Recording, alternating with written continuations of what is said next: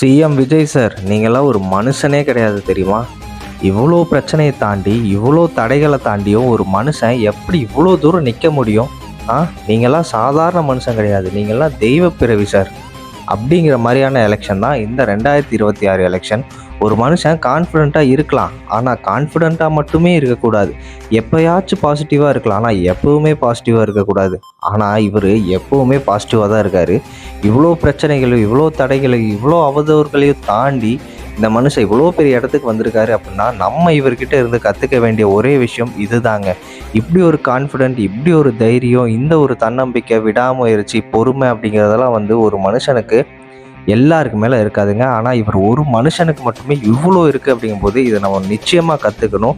And இவரோட fans நம்ம எல்லாருமே இதை கண்டிப்பாக ஃபாலோ பண்ணணும்னு நான் நினைக்கிறேன். உங்களுக்கு இவரை பற்றின ஏதாவது ஒப்பீனியன், இவரை பற்றின ஏதாவது கருத்துக்கள் இருந்தால் நீங்கள் இந்த கமெண்டில் ஷேர் பண்ணலான்னு நான் நினைக்கிறேன்.